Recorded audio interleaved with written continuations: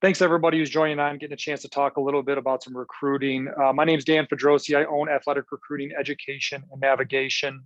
You can find my site at getaaron.com for more information, all sorts of different ideas and thoughts, and as well as some great podcasts and different things that I've had a chance to do over the last year. It's been a year since I started this company. After 15 years of coaching college football, I wanted to still have some involvement, some element of what I think is important to the game, important to the future of the game. And I thought recruiting was an aspect that I could help. I could really apply some knowledge, some thoughts. So after a year of working with some great schools, some great programs, it's really fun families and individuals, some that have already started their college career, some that are still within the process. I want to take a chance to look back and kind of talk about a few things that we've learned, some things that have been solidified from my standpoint. So as you watch this video, understand that this is a little bit of what I've done throughout the last year. And I'm going to talk a little bit about the process and some of the things that I've been able to do to help some programs and help some families. And hopefully you can impart it onto your process. And if you have any other questions, if you have any other thoughts, feel free to reach me at getaaron.com, GETAREN.com. There's really three main points. As I looked back of a year of working in a consulting role with recruiting, there are three main elements that are really strong, and one that I've kind of learned is more important maybe than I thought going in. One that's been validated more than anything is communication. Communication in recruiting is still the number one aspect. If you have a belief, a feeling that you want to play at the next level, you have to understand how important communication is. Okay, so I have communication written down here as number one. So that's our first point that we're going to talk about today. But it's really more than communication. To me, it's kind of broken down into three parts, because you consider, communication is pretty vague. That doesn't really tell me anything. Really the thing that is the most important, what I got probably more than anything throughout this past year of working with clients, working with schools, working with families, is understanding that the communication of player to the coach, how important it is for you to literally sit down and ask your coach, talk to your coach, your high school coach, that you have interest. Almost every time I would have a first-time consultation with a family, I would ask them after we talked for a little bit, they'd kind of give me their, belief that they want to play or they feel like they can play. The thing I would say is, okay, have you talked to your coach about this? And they would say no. And I would kind of a little bit be blown away. It's not as easy as maybe you would think. But at the same time, remember, families, prospects and families, the coaches cannot read your mind at all times. Okay, they have their own things going on. So it is crucial that from player to coach, okay, that communication as a prospect, player to coach, that is just vital. It starts the whole thing. Now, if you're just so good that it's apparent that maybe you're one of the best players in your city or your region or the state or even the country, it may naturally happen, but that's the top 2%. So for the 98% of prospects out there that have an interest of playing at the next level, the first step is talking to your high school coach, letting them know that you have interest so they can then take it and run with it from there. So that is the most important part of the communication process. But I also broke it down into two other elements here. There is an element for the coach. Okay, and I'm going to put next thing here, coach to, I'm going to put family. Okay, obviously we understand who's going to go on and play college, volleyball or soccer or baseball or basketball or football. It's going to be the prospect. But to me, the family element is crucial to this. And when you talk about the coach and his understanding that you have to communicate to the player, the same thing that I just said to the prospects. For all intents and purposes, college, high school coaches, you may not be able to read the mind of your prospect or your players. Okay, but it goes the same way. The players can't read your mind. And if you're having communication with a college, or you're having communication with contacts that you have, friends, and people that you've got a chance to meet at the next level, it is important for you to share that. I think it's vital in this day and age. Why hold anything back? It is imperative for a coach, high school coach, for you to share back, communicate back to your high school player that, hey, this school is showing interest. Okay, we're going to talk a little bit more about that later, but really that's the second portion of this element of communication. Why communication is the most important thing in the process. Okay, you have to communicate as much as information as you are able back to the player so they have as much to work with as they ever have. This is not 1950 anymore. Okay, it's so convoluted. The process is so convoluted that they need as much information as they possibly can. Really the final thing, and high school coaches, I know I'm putting a lot on you. We'll talk more about this later, but the last thing really is the high school coach to the college coach. And the element of that communication is really important because as a high school coach, you have to tell them who you think is really good. I think we are in a little bit of an epidemic with social media that college coaches may not need the high school coach as much if you choose not to reach out. If you choose to kind of step back in the shadows, they won't reach out as much unless you have a great relationship, really good, connection with that coach, which is a big part of it. And I know a lot of coaches do. But the reality is, high school coach, don't be afraid to be pushy. If you believe in a player, okay, in administration, this is important for any administrators that maybe log on. You need to understand that a lot of high school coaches are doing this. Everyone that I know is pushing, okay? But you should expect your high school coach to push. And with that being said, you also have to provide them with more resources. So this is a message of communication, both to the administrators and to the high school coach. But you have to push as a high school coach. You have to push that information that you believe about one of your players to the next level. Again, they have so much more resources at their disposal at the next level in the college ranks now than they ever did. Again, we're going to touch more on that in a minute. But at the end of the day, they want to hear from you. And the number one thing that I get when I talk to high school coaches now, okay, I talked about as far as from the prospect standpoint in a year of working, with athletic recruiting, education, and navigation, and kind of seeing where it's going to go with the prospects. It's always, you don't go and talk to your high school coach enough. You need to do that more. And from a high school coach standpoint, I ask people to push more. I ask those high school coaches that I work with, push more. I'm contacting them weekly, which probably drives them nuts at times, but I'm trying to get them to push your guys out there. It's a big if is a big word. Okay, it means a lot. Small word, that means a lot. But the reality is, if you believe in a prospect, talent wise, development wise, maybe he's or she is somebody that's going to develop in 6 months that the college coach didn't know about, push. Do not be afraid to push. So the number one element, the thing that I look back on when I consider everything that's happened with Aaron, and it really kind of validated what I did believe going into it, how important communication is in the process. Okay. So going on to the next thing. Okay. Going on to point number 2. This is maybe one that I didn't think was going to be as important, but it really is. Okay. When I think about it, when I consider how important the timeline is, I don't know if I thought about this as much going into it. This is the same thing. There is a message in this for the prospect, families. I'm going to use the word families a lot, and for the high school coach. Okay, it is crucial that you understand the timeline. This is something that I believe, okay, I'm an advocate for third-party recruiting services. I am, for you to consider that. I am an advocate for you to decide if that's what's best for you. This right here is where someone can help you as a family, also as a high school coach. If you want value, make sure you ask a third-party recruiting service, whoever it is, whether it be me with Aaron, whether it be NCSA, somebody else. Ask them, how can you help me in the timeline? This is what's changed in the last 20 years more than anything. When you consider timeline, I'm going to kind of talk again about 3 points to try to emphasize the things that I've learned, that I talk to with my high schools, with my clients, my families, to try to make sure that they're in the best position possible. Okay? I can't make a player that is not good enough to play volleyball at Penn State get a scholarship to Penn State. I don't believe anybody can. Okay, I can't take a 5'10" offensive lineman and force them to get a scholarship to Michigan. I don't believe that's possible. However, if it's in you to want to play at the next level, college football, baseball, basketball, volleyball, soccer, you have to understand that that is different than pigeonholing yourself to say, I want to play at one school. And if that's what it's about, it's in my soul to play at the next level for a multitude of reasons. Understanding the timeline is crucial. And high school coaches, I can't advocate this enough. You cannot fall behind on this. Okay, this is something that is getting the world turned upside down, and college coaches are being forced to use social media, are being forced to bypass you because the timeline has been lengthened. I've talked to this about all the high school coaches that I work with and the families as well.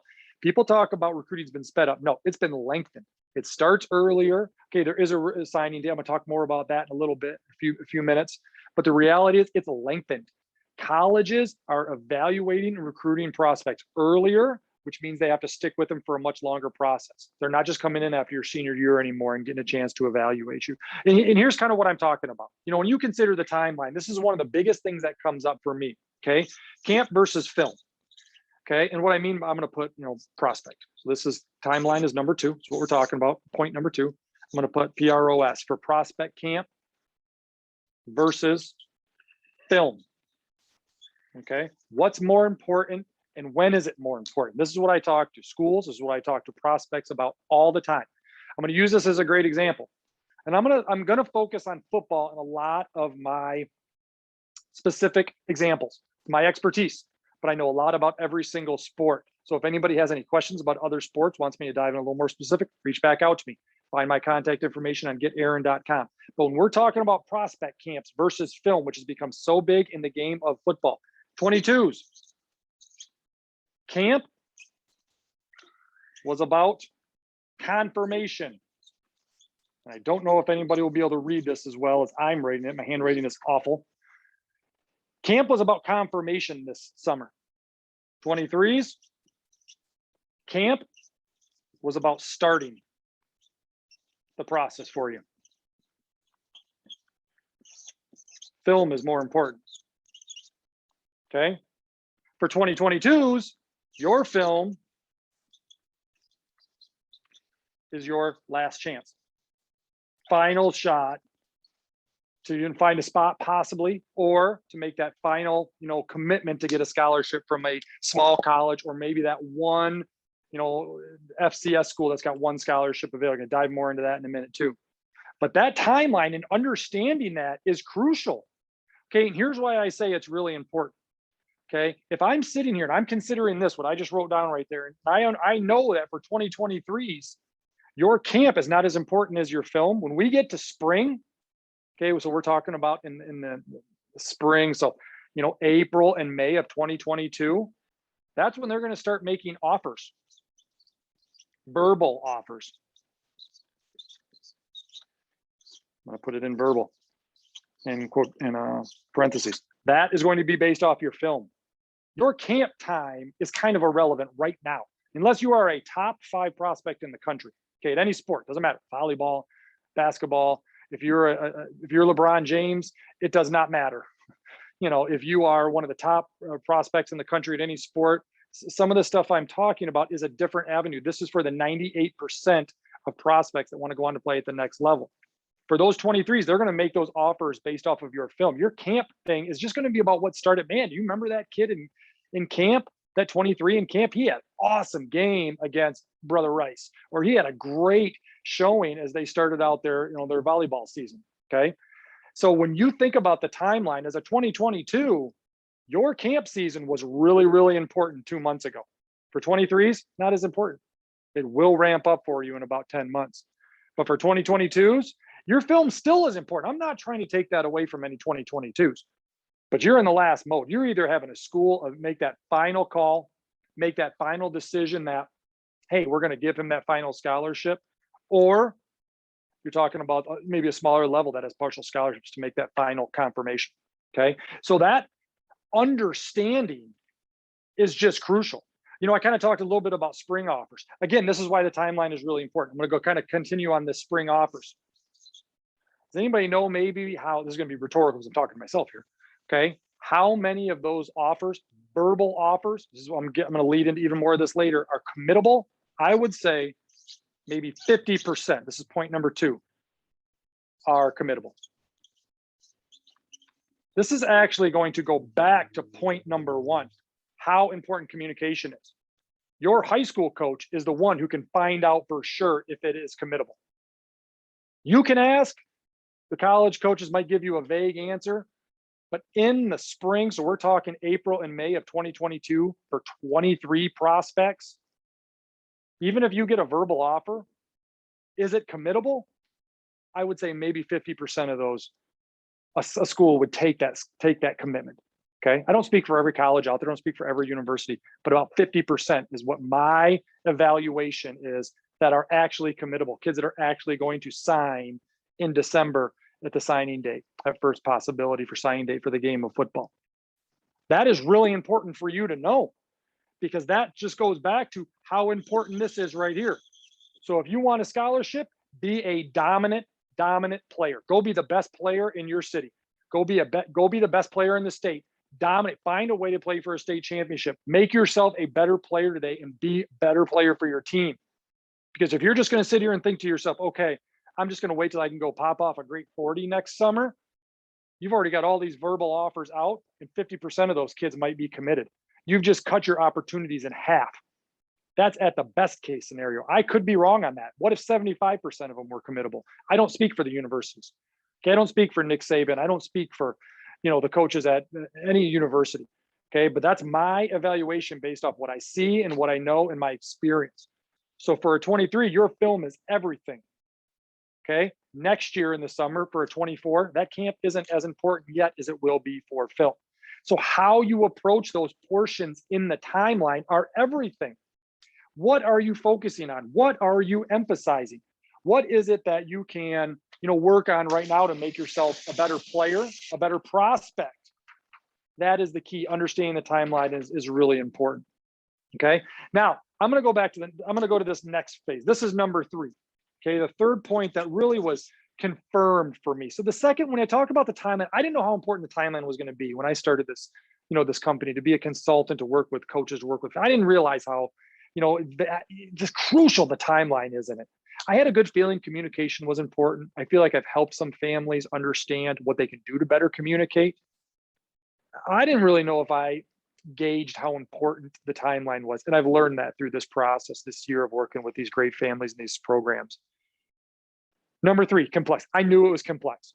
Okay. I knew it was a really, really dynamic process.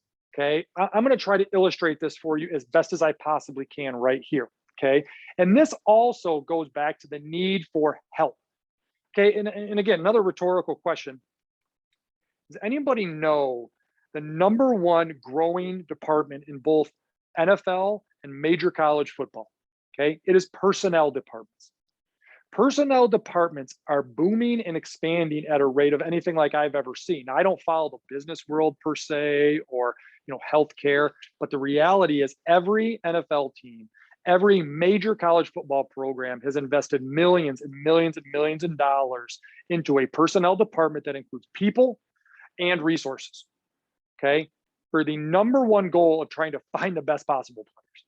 Okay, to try to find and navigate their process as a university, as a program, to try and find the number one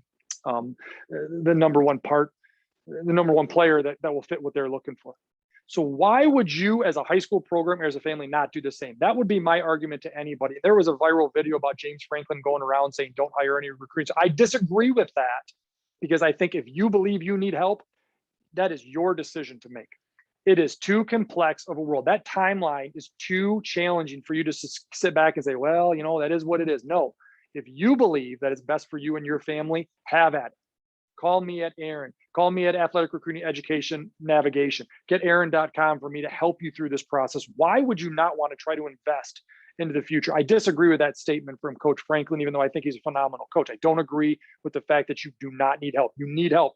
These major colleges themselves have realized that they need help. So why would you not do the exact same thing? But I'm going to try to illustrate as best as I can why you need some help and why I think it's important for you to understand how complex this process is. I'm going to explain to you college football and the diagram that is what it takes to go to the next level. So I want to put up here, we're going to talk about football. Okay. I'm going to talk about my experiences. This will actually even more so explain how dynamic this is. In Division I, and again, I don't know who knows this. There's 2 levels in football: FBS, FCS. In FBS, you get 85 scholarships. In FCS, there is no money schools and there is money schools. Okay. Within that, there are the schools that give out money. There are schools that give out, they can give out partials, and they can give out fulls. Both are still only allowed to be at a max of 85. That's an upside down 5, I believe.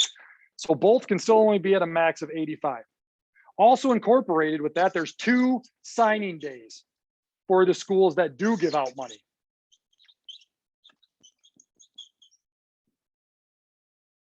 Also with that, this year, you've been granted a one-time transfer by the NCAA. Get more to them. That's Division I only.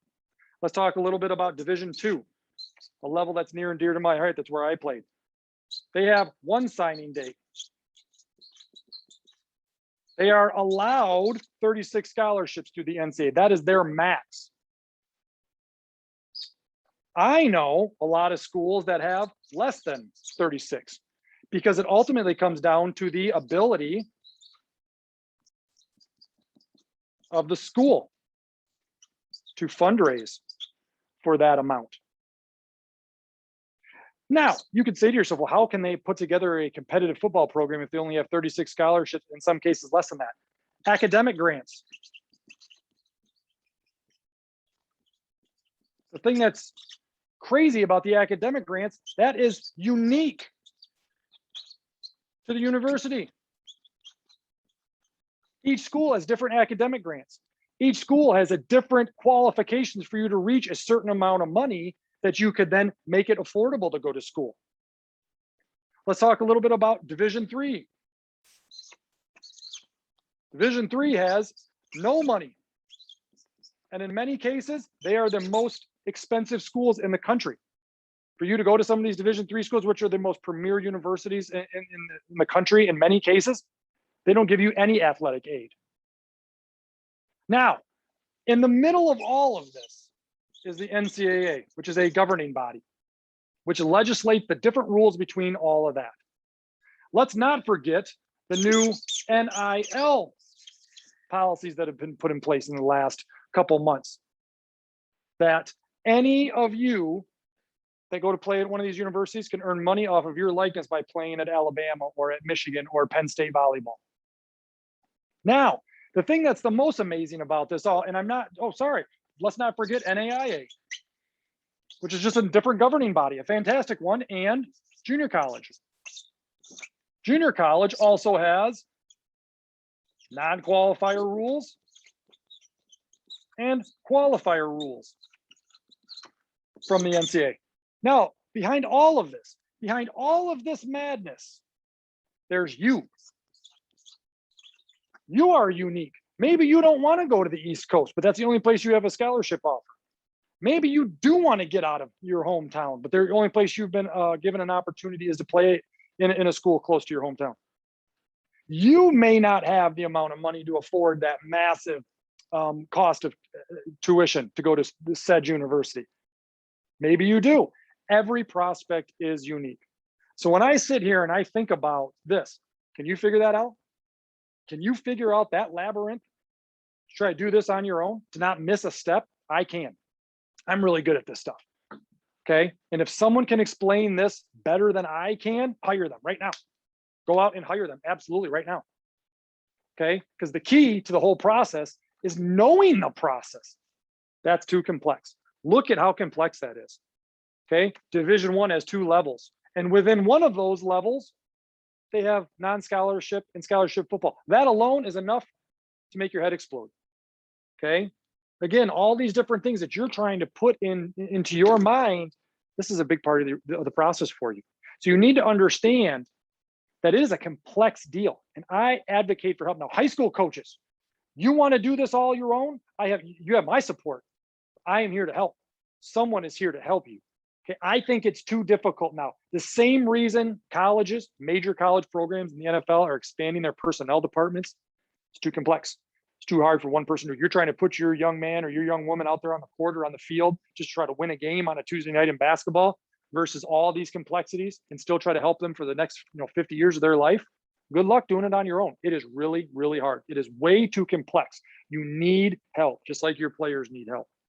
That part of the process right there is really, really important for you to know how challenging that can be.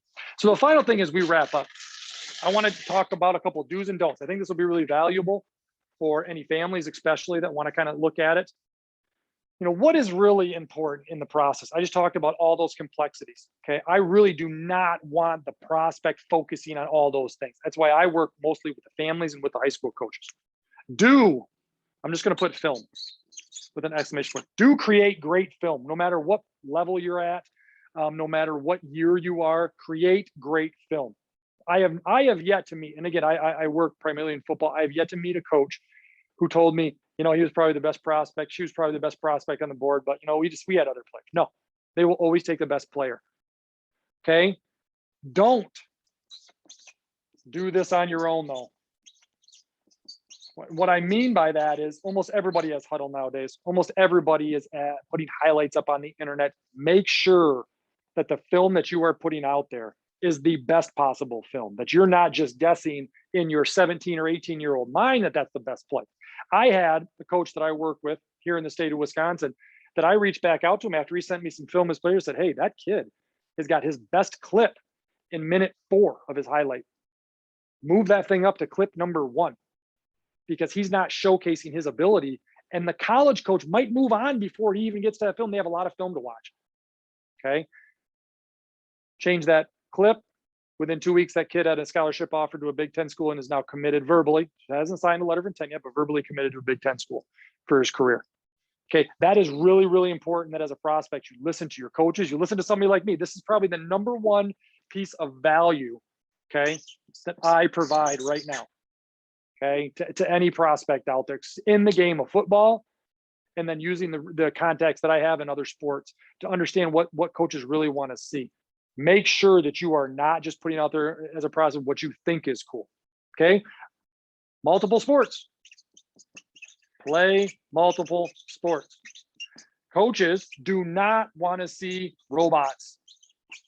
One of the most important words in sports, you'll kind of hear it as athleticism. A lot of times people call hips, he's got stiff hips. You do not want to look robotic out there. You do not want to just go sit in a squat rack for 11 months and then go run down the track and not be able to get out of your back pedal and think to yourself, man, why didn't I get that scholarship to Alabama? Have you ever watched the games? Those players and those prospects are the most athletic, most dynamic, moving ability players. You learn that by playing multiple sports. That's my evaluation. I don't have any connection to other sports. That's my evaluation of what it takes for you to be recruited the best possible way. Ask questions. Probably the biggest mistake made. Kids don't know. I used to see this all the time when I was a coach. For 15 years, they didn't know what questions to ask. And in a lot of cases, it started getting at the end where the parents didn't even know what questions to ask because it's so complex. Your head looks like, Jared Gustafis or whatever that guy's name is from The Hangover when he's got all those things going on. Okay. You don't know what questions to ask because it's overwhelming. Do ask questions. I'm going to put get caught up.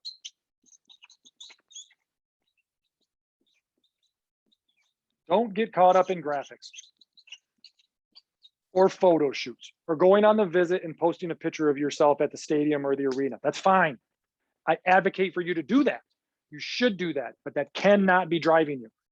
Ask the questions. When you're in that weight room, okay, I'm going to tell this story. I was at West Virginia this year for a 7-on-7 tournament, okay? And I see a young lady and her family walking around on a visit, standard unofficial visit. They were just walking around. Okay. She was pretty tall. I'm assuming she was a volleyball player. I could be wrong. They were in the indoor facility and she took a picture by herself with the indoor facility behind her, which I thought was great. I'm sure one of the people that was standing back there was the West Virginia coach. I don't know them, but I'm guessing. Okay. And they take a picture and then they all get out and leave. I could, mom and dad, family, and the prospect and the coach. And the first bell that went off in my head is, why didn't they ask? How often do you use this? When do you use this? You're watching a football staff workout prospects. You see it lined for football and you don't ask yourself, coach, it's great that you're showing us this, but how often is she going to get in here? How often does the volleyball team and around the multi-billion-dollar football program practice, when does the volleyball team, are they going to be in here at 4 a.m. so that the football team can start at 6? Those are the tough questions that you cannot be afraid to ask, especially as a parent. Prospects are probably not going to ask that because you're going to be so afraid to turn off that coach and lose it, but that's not the case. They're going to want to answer that question for you. Final thing for me, which really kind of plays into it, get the facts. Do not assume. or compare. I talk to families, I talk to prospects about this all the time. Don't compare yourself to Johnny or Jill down the street or at the next school. Do not assume that things are just going to work out with your academics when you could simply just sit down with your, your counselor to make sure that you're in the correct classes based around this crazy labyrinth. Okay, make sure you're asking questions, get the facts, understand what you're working with. When you're dealing with partial scholarships, get the facts before you make any decisions on any kind of a commitment. Do not assume. We all know what happens when you assume. Okay, so I hope this was beneficial to some out there. This is something that's really near and dear to my heart. I think it's a process that is evolving at a rapid pace. The NIL information is going to only change it to a new direction that is a little concerning. But at the end of the day, understand that there's help out there. I've started a company to help people. If you have any questions, you have any other thoughts on this, reach me at getaren.com. It's GETAREN.com. Don't hesitate to ask. I believe in help. Okay, for someone to go out there and say you don't need help in the recruiting process, that's usually multi-billionaires that are saying that to people that don't understand the process. Okay, and I vehemently disagree with that statement. It should be your choice. So if this helped you at all, please reach out to me. It's been a great year. I've really enjoyed working with the schools and the families, and I think I can help you as well too. So again, thank you for your time. Wish you all the best to have a great week.